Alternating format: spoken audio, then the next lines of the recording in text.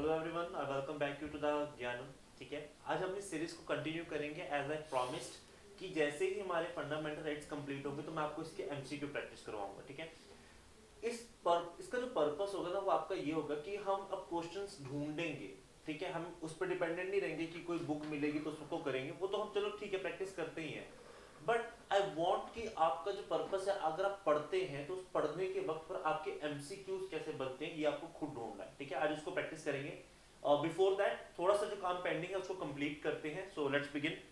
सबसे पहले जो मैंने आपको लास्ट टाइम बताया था कि आर्टिकल नंबर 32, ठीक है, कि अगर मेरा कोई कॉन्स्टिट्यूशनल राइट वायलेट होता है तो मैं सुप्रीम कोर्ट में केस कर सकता हूँ। ठीक है, जब हम सुप्रीम कोर्ट जाते हैं तो हाई कोर्ट जाते हैं तो वो रिट्स इशू करते हैं। ठीक है, तो पहला पॉइंट ये पूछा था कि कितनी रिट्स हैं, तो अगर पहला बेसिक क्वेश्चन पूछा गया तो 5 रिट्स आते हैं। ओके, अगर बेसिक क्वेश्चन पूछा गया तो कितनी रिट्स होंगी? 5। ठीक है, इसको वन बाय वन देखते हैं, क्विकली कवर अप करते हैं। जैसे सबसे पहले हीबियस कॉर्पस, इसका बेसिकली मतलब होता है टू हैव द बॉडी। जैसे कि मैंने बताया था कि अगर आर्टिकल नंबर 20, 19, 21 जो हमारे फंडामेंटल फ्रीडम के राइट है कि अगर आपको अरेस्ट किया जाता है तो आपको कारण बताना पड़ता है, बिना वजह किसी को अरेस्ट नहीं कर सकते, इलीगल हो जाता है। ठीक है, तो अगर आपने किसी को अरेस्ट किया हुआ है तो बाय व्हाट अथॉरिटी, उस बॉडी को रखने का कारण क्या है, लीगैलिटी क्या है उसकी, तो उसके लिए हम क्या यूज करते हैं? आपका हेबियस कॉर्पस। कई बार इसकी सिंपल मीनिंग ही पूछ लिए जाते हैं, so you should know this. Habeas corpus का बेसिक मतलब क्या हुआ? To have the body. Next आता है मैंडेमस। मैंडेमस का मतलब होता है वी कमांड। अगर कोई गवर्नमेंट ऑफिशियल ड्यूटी परफॉर्म करने से मना कर देता है तो रिट कौन सी इशू करवाई जाती है? We command. ठीक है, बट इसमें ध्यान रखना कि इसमें एक्सेप्शंस होती है कि आप प्रेसिडेंट के खिलाफ, सीजीआई के खिलाफ, प्राइम मिनिस्टर के खिलाफ, ऐसी हाईली डिग्निफाइड जो पर्सनैलिटी है उसके खिलाफ आप मैंडेमस इशू नहीं करवा सकते। आप उनको नहीं जाके कह सकते कि आपने काम क्यों नहीं किया। ठीक है, ये बाकी गवर्नमेंट ऑफिशियल्स के लिए होते हैं, जो स्टेट स्पॉन्सर्ड है, अगर वो अपनी ड्यूटीज परफॉर्म नहीं करते हैं। ठीक है, देन आता है आपके पास प्रोबिएशन। प्रोबिएशन का मतलब होता है टू फॉरबिड। प्रोबिएशन की रिट आपकी सिर्फ कोर्ट्स के लिए अवेलेबल होती है, ध्यान रखना। एक आपकी प्रोबिएशन की, एक आपकी सर्चुलरी, ये दोनों रिट्स आपकी जो है ये कोर्ट के लिए अवेलेबल है। ठीक है, जैसे कि प्रोबिएशन का मतलब है टू फॉरबिड। ठीक है, अगर जनरली हम प्रोबिएशन वर्ड को देखते हैं तो रोक लगाना, तो कोई भी सुपीरियर कोर्ट इंफीरियर कोर्ट के काम पर रोक लगा सकती है अगर बहुत ज्यादा डिले हो जाए जजमेंट में, एक्सेसिव डिले इन जजमेंट। ऐसे केसेस के अंदर सुपीरियर कोर्ट इंफीरियर कोर्ट के ऊपर क्या लगा सकती है? प्रोबिएशन का रिट लगा सकती है। ठीक है, ये कोर्ट की रिट ध्यान रखना। सिमिलरली सर्चुलरी, इसको हम एक वर्ड से भी देखते हैं, to quash down the order. ठीक है, इसको एक और मीनिंग में देखा जाता है, to quash down the order, यानी फैसले को खत्म कर देना, रद्द कर देना। कोई भी सुपीरियर कोर्ट इंफीरियर कोर्ट के किसी फैसले को रद्द कर सकती है इस रिट के थ्रू, सर्चुलरी। ठीक है, लास्ट आती है quo warranto, bye what authority और बाय व्हाट वारंट। ठीक है, अगर कोई पर्सन किसी ऐसी पोस्ट पर है जिसके लिए वो कॉन्स्टिट्यूशनली क्वालिफाइड नहीं है तो ऐसे केसेस हम क्या इशू करवाते हैं? Quo warranto. तो इसके जो बेसिक क्वेश्चन बनते हैं वो ये बनते हैं कि तो पहले तो हमें पता होना चाहिए कि 5 टाइप के रिट्स कौन सी हैं आपकी: habeas corpus, mandamus, prohibition, writs certiorari and quo warranto. पहला तो यही होगा। फिर इनके लिटरल मीनिंग्स कि हीबियस कॉर्पस का मतलब क्या है? To have the body. ठीक है, मैंडेमस का मतलब वी कमांड, प्रोबिएशन का मतलब टू फॉरबिड, सर्चुलरी का मतलब टू बी सर्टिफाइड और to quash down the order, and quo warranto is by what authority और बाय व्हाट वारंट। ठीक है, इसको हाई कोर्ट और सुप्रीम कोर्ट दोनों इशू करवाती है। सिंपल क्वेश्चंस पूछे जा सकते हैं, बहुत डिटेल इससे ज्यादा आपको नहीं पूछी जाती है इसमें। ठीक है, चलिए नेक्स्ट देखते हैं हम लोग। अब आर्टिकल नंबर 33, 34, 35 हमारे पास क्या है, इसको वन लाइन में कंप्लीट करते हैं। Power of parliament to modify the rights conferred by this part in their application to forces etcetera. इसको बिल्कुल सिंपल भाषा में समझते हैं कि अगर मैं पुलिस फोर्सेस की बात करता हूं या फिर मैं कहूं कि आर्मी के पर्सनल्स हैं या स्पेशल फोर्सेस के जो हमारे पास पर्सन्स होते हैं या पैरामिलिट्री फोर्सेस होती हैं, इनके लिए फंडामेंटल राइट्स वैलिड नहीं रहते। ठीक है, देश में आपका एक ऐसा माहौल बना रहे जिसमें आपकी सिक्योरिटी लैप्स ना हो, इसलिए इन लोगों को हम लोग फंडामेंटल राइट्स नहीं देते। ठीक है, बेसिक राइट्स होते हैं, कुछ ऐसे राइट्स हैं जो नहीं होंगे, जैसे यूनियन नहीं बना सकते, आर्मी में यूनियन नहीं होती है। ठीक है, तो देयर आर सम चेंजेस जिसको हम बोल सकते हैं कि बाइफर्केशन है नॉर्मल सिटीजन से उनके लिए जो फोर्सेस में, अगर फोर्सेस को भी ऐसे राइट्स मिल जाएंगे, वो सपोज करो कल को आर्मी धरने पर बैठ जाती है तो देश का क्या होगा? ठीक है, तो वैलिड पॉइंट्स है, सिंपल। फिर है 34 martial law and fundamental rights. अगर देश में मार्शल लॉ लगा तो फंडामेंटल राइट्स का क्या होगा, सस्पेंशन किस तरीके से होती है, नेशनल इमरजेंसी लगती है। हालांकि इंडिया में अभी तक मार्शल लॉ लगा नहीं है, ध्यान रखना, इसके प्रोविजंस भी प्रॉपर्ली क्लियर नहीं है कॉन्स्टिट्यूशन में कि किस तरीके से हम इसको लगाएंगे। हम अभी तक सिर्फ इमरजेंसी का ही यूज करते हुए आ रहे हैं, ठीक है। लेकिन अगर ऐसा होता है तो फंडामेंटल राइट्स कैसे सस्पेंड होंगे, कितने रखे जाएंगे, कितने नहीं रखे जाएंगे, ये उसके ऊपर है, ठीक है। Then 35 effecting changes in the fundamental rights. और ये बेसिकली आपको ये बताता है कि जब भी फंडामेंटल राइट्स में चेंजेस होंगे तो पार्लियामेंट उसको कर सकती है, ठीक है। ये स्टेट लेजिस्लेचर का काम नहीं है, ध्यान रखना। स्टेट्स के पास पावर नहीं होती वो फंडामेंटल राइट्स को अमेंड करेगी। ये राइट सिर्फ और सिर्फ किसका है, आपकी पार्लियामेंट का, ठीक है। और वो भी ज्यूरिसडिक्शन के अंडर। ऐसा नहीं है कि आप कोई फंडामेंटल राइट बिल्कुल ही खत्म कर दोगे, सुप्रीम कोर्ट उसको प्रीव्यू करती है, ठीक है। तो ये मेरा पूरा फंडामेंटल राइट का टॉपिक था, ठीक है। Starting from the article number 12 to 35 हमने इसको कंप्लीट कर लिया है। डिटेल्स आपको मैंने बताई है, इसे गो थ्रू कीजिए। स्टिल कोई डाउट होता है तो please feel free to comment, हम आपके पूरे डाउट्स सॉर्ट आउट करेंगे। अब क्वेश्चंस देखते हैं, जीरो से हीरो की तरफ चलेंगे। मैं क्वेश्चंस का लेवल बढ़ाता जाऊंगा, ठीक है, ताकि आपको ये भी पता लगे कि बेसिक क्वेश्चंस कैसे आते हैं, और अगर क्वेश्चन टफ आया, उसने क्वेश्चन को मोल्ड करने की कोशिश की, तो वो कैसे होगा, ठीक है।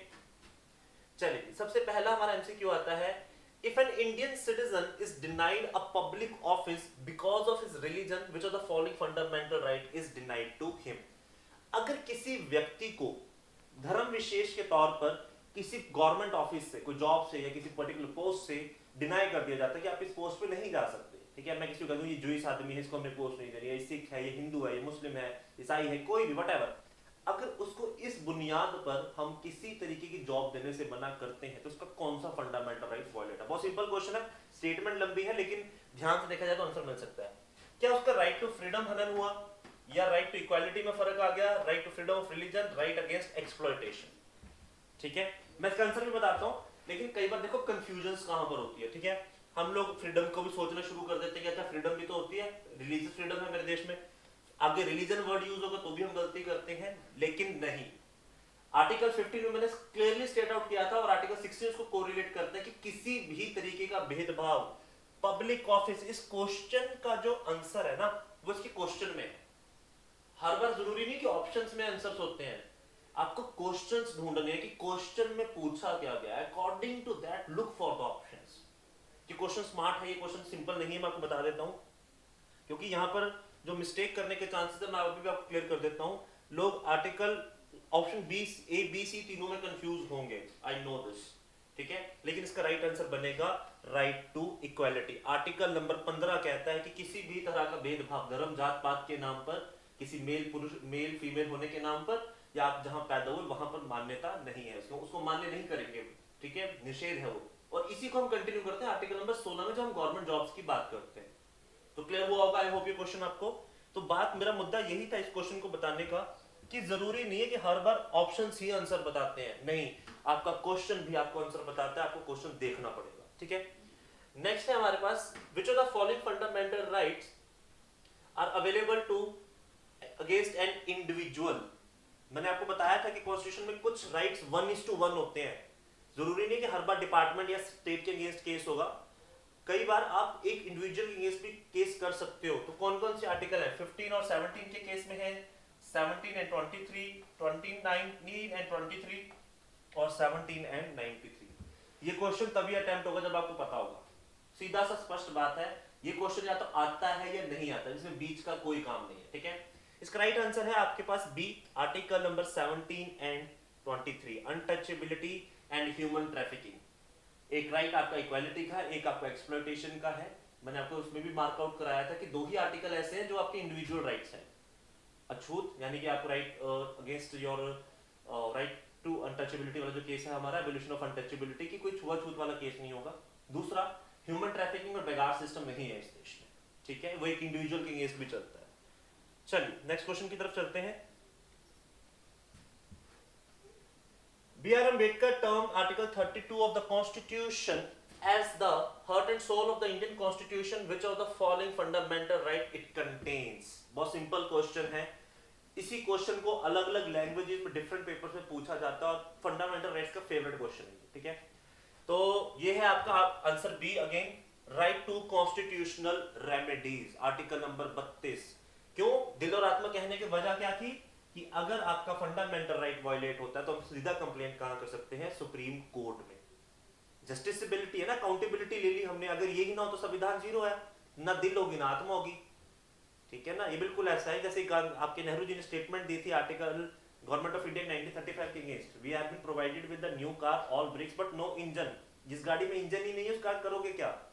तो सिमिलरली अगर आपके फंडामेंटल राइट्स में सॉरी अगर आपके फंडामेंटल राइट्स में आपको जस्टिसबिलिटी ना दी जाए, अकाउंटेबिलिटी ना दी जाए तो वो जीरो हो जाएगा। इसीलिए आर्टिकल नंबर 32 को हमारे बाबा साहेब अम्बेडकर जी ने क्या कहा था कि ये संविधान का दिल और आत्मा है, ठीक है। आर्टिकल नंबर 32 की डेफिनेशन क्या है? कॉन्स्टिट्यूशनल रेमेडीज, की संविधान का जो सबसे बड़ा नुस्खा है वो यही है। चलिए, आई होप आपको क्वेश्चंस क्लियर हो रहे होंगे, आपको आइडिया हो रहा होगा, ठीक है। और आगे की तरफ चलते हैं, थोड़ी सी और देखते हैं। वो कहता है, which of the following right has not been laid down under the article number 19 of the constitution, कि संविधान में 19 अनुच्छेद जो हमारा है आर्टिकल है उसमें से इनमें से कौन सा पॉइंट नहीं लिखा हुआ है? अगेन पढ़ा है, याद है तो आंसर करोगे, वरना करोगे गड़बड़, ठीक है। पहला वो कहता है freedom of speech and expression, बिल्कुल है जी, मुझे बोलने का अधिकार है, अपनी बात को हर तरीके से व्यक्त करने का अधिकार है। फ्रीडम ऑफ एसोसिएशन, मैं किसी तरीके का कोई एसोसिएशन, कोई एनजीओ को पॉलिटिकल पार्टीज भी बना सकता हूं। फ्रीडम ऑफ असेंबली, जैसे स्ट्राइक कर सकते हैं हम लोग, धरने पे बैठ सकते हैं पीसफुली, ठीक है, without any arms and weapons, ठीक है। Freedom of minorities to open their educational institution, ये 19 में नहीं है, ये आर्टिकल 30 हो जाता है। अब आप देखो, इस क्वेश्चन को तो मैं सिर्फ तभी अटेम्प्ट कर सकता हूँ ना अगर मैंने इसको याद किया। लोग पूछते हैं आर्टिकल याद करने, सर बिल्कुल करने, बिना आर्टिकल याद करे कोई गति मुक्ति नहीं होने वाली तुम्हारे पेपर में, ठीक है। स्मार्टनेस इसमें होती है कि मुझे पढ़ना कैसे है, ठीक है। जैसे अब मुझे पता हो कि राइट टू इक्वालिटी मेरी हेडिंग है, अब समझदार आदमी वही देखेगा कि इक्वालिटी किस किस टर्म में हो सकती है, ठीक है। फ्रीडम हो सकती है, फ्रीडम किस किस टर्म में हो सकती है। जब इंस्टीट्यूशन ओपन करने की बात की तो इंस्टीट्यूशन बेसिकली एजुकेशन से रिलेटेड है, तो सीधा दिमाग जाना चाहिए कि ये कल्चरल और एजुकेशनल राइट है रेदर देन की आर्टिकल नंबर 19, ठीक है। और वर्ड भी देखो, उसने माइनॉरिटी वर्ड को यहाँ पर यूज किया है। तो क्वेश्चंस में ये चीजें भी आपको ध्यान देनी होती है कि आपको पूछा क्या गया। एक वर्ड से आंसर बदलता है, ध्यान रखना।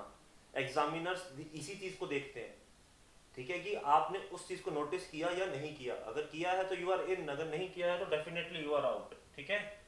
चलिए नेक्स्ट क्वेश्चन देखते हैं, article question number 5, the golden triangle of fundamental rights refers to. Okay, ये क्वेश्चन बहुत स्मार्ट है, ठीक है। ये क्वेश्चन सिंपल नहीं है, मैं आपको बता देता हूं, क्योंकि इसको तो बहुत अच्छे अच्छे लोग भी जज नहीं कर सकते, ठीक है, कि गोल्डन ट्रायंगल क्या है। बहुत रेयर है, कहीं आपको किसी किताब में भी लिखा हुआ नहीं मिलेगा ये, बट ये यूपीएससी का ही क्वेश्चन मैं आपको बता रहा हूं। उसने बोला कि 3 गोल्डन ट्रायंगल बना रहे हैं, मतलब बेसिकली 3 ऐसे आर्टिकल्स ढूंढो जो सबसे इंपॉर्टेंट है, ठीक है।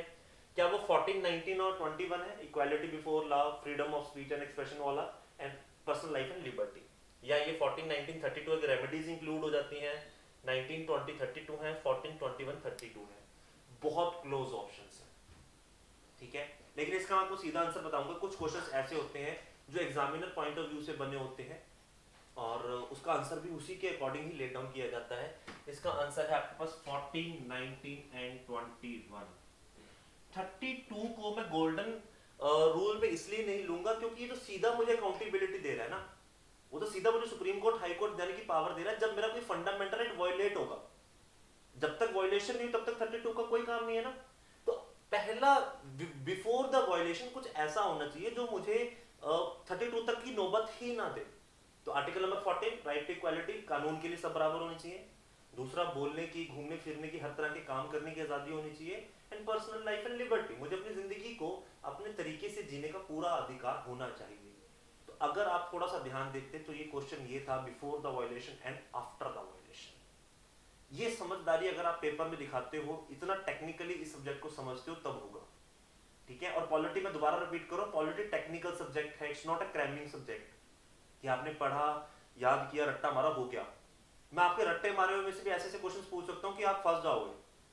तो ऐसे ही आपका एग्जामिनर भी आपको फंसाता है, ठीक है। तो 32 जहां जहां पे है वो तो अपने आप ही ऑप्शन एलिमिनेट हो गया, क्योंकि आफ्टर वायलेशन यूज हो रहा है ना, बिफोर वायलेशन तो नहीं हो सकता। तो गोल्डन ट्रायंगल में मैं बेसिकली वो चीजें देखूंगा जो पहले काम आए, रेदर देन कि मेरे को सीधा ही बता दिया जाए कि अच्छा पहले कुछ नुकसान होने तो फिर उसको गोल्डन रूल में रखेंगे। नहीं, वो बाद की अकाउंटेबिलिटी है, ठीक है, आई होप ये पॉइंट आपको क्लियर हुआ होगा, नहीं हुआ हो तो प्लीज आप मुझे दोबारा पूछ सकते हैं, मैं आपको पूरा प्रॉपर आंसर दूंगा।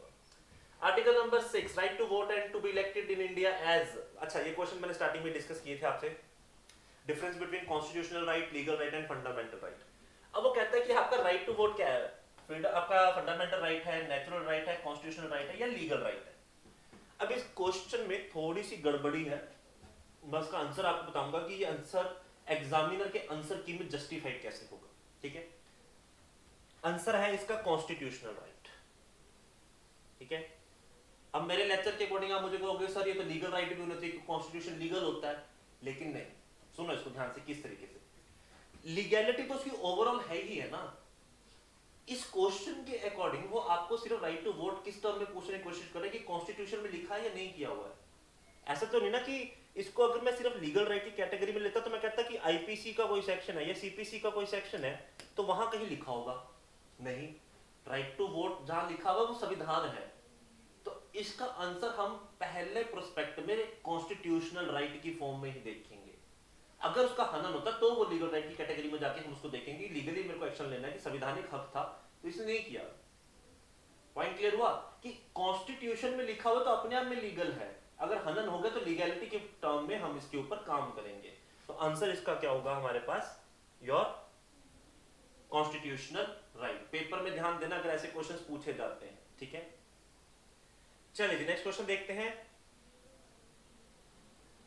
ओके अब थोड़े से क्वेश्चन का लेवल बढ़ाएंगे, स्टेटमेंट्स देखेंगे, अगर स्टेटमेंट आती है तो आंसर आता है, अदरवाइज फंस जाओगे। वो कहता है the provisions of right to freedom of religion includes, अब फ्रीडम ऑफ रिलीजन में क्या क्या होता है।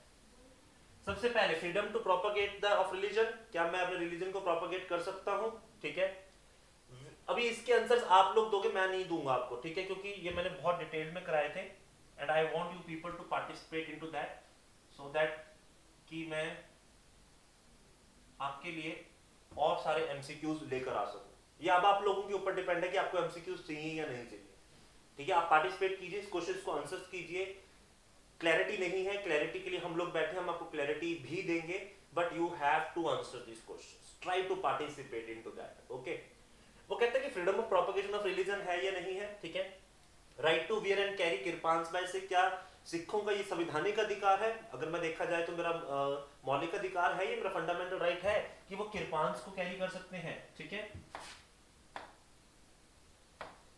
क्या वो किरपांस को कैरी कर सकते हैं। States right to make laws for social reform, क्या कोई सरकार रिलीजियस पॉइंट ऑफ व्यू से कोई सोशल रिफॉर्म्स के लिए लॉ बना सकती है, ठीक है। या फिर right to conversion of religion of people by religious bodies, क्या रिलीजियस बॉडीज के पास पूरा राइट है, क्या वो किसी की रिलीजन को कन्वर्ट कर सकती है। I am looking for your answer, ये आंसर आपको लिखने हैं, बताना है, नहीं क्लियर होगा तो I will sort it out. अच्छा क्वेश्चन है, यहां से एग्जामिनर अगर आपको ऐसे क्वेश्चन देता है तो यानी कि वो आपकी फुल इन डेप्थ नॉलेज को चेक कर रहा है, नॉलेज भी चेक कर रहा है, आपका आईक्यू लेवल चेक कर रहा है, वो हर पैरामीटर पे आपको एक ही क्वेश्चन में पकड़ लेगा। अब आपके ऊपर है कि आप इसको करते हैं या नहीं करते हैं, so please try to attempt this questions. Last question भी आप लोग जो करेंगे वो भी आपके लिए ही है, असर्शन और रीजंस की फॉर्म में क्वेश्चन दिया है मैंने आप लोगों को। वो कहता है कि article 30 of the constitution of India does not define the term minority, article number 30 minority body को डिफाइन करता है या नहीं करता है। अगर आपने लेक्चर सुने हैं तो आपको मालूम होगा इसका आंसर, ठीक है। दूसरा, the constitution recognises only the linguistic and religious minorities, क्या संविधान सिर्फ लिंग्विस्टिक और रिलीजियस बेसिस पर ही माइनॉरिटी को देखता है, ठीक है।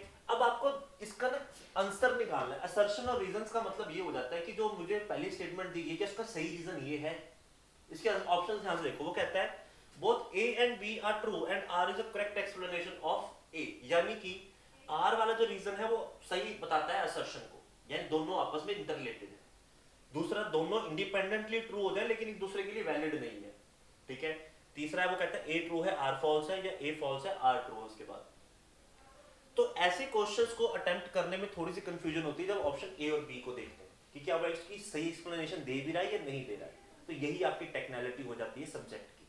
तो आप इस क्वेश्चन को ट्राई करेंगे और आप टेक्निकली ढूंढेंगे कि इसका आंसर क्या बनता है, क्या ये रीजन देता है या नहीं देता है, या कोई स्टेटमेंट इसमें ट्रू है या फॉल्स है, ठीक है। सो क्लास, ये आपके लास्ट के दो क्वेश्चंस आपके होमवर्क थे। एंड यहाँ पर मेरा फंडामेंटल राइट्स का टॉपिक कंप्लीट होता है and I want you to participate. आगे की लेक्चर्स मैं कंटिन्यू करूंगा आप लोगों के साथ, बाकी के टॉपिक्स भी इसी तरीके से डिटेल्ड में कवर करेंगे ताकि आपको कोई प्रॉब्लम ना ही आए, ठीक है। So till then I wish you all the safety, आप ठीक रहें, खुश रहें एंड प्लीज कंटिन्यू करें इन सीरीज को ताकि हम आपके साथ और अच्छे से पढ़ते रहें। And for other any courses, for any other information you can contact us on ज्ञानम, ठीक है। आप इसे ऑनलाइन भी कर सकते हैं, किसी एप्लीकेशन के थ्रू भी कर सकते हैं, just we are a call away from you. Thank you so much, take care of yourself, God bless you, bye bye.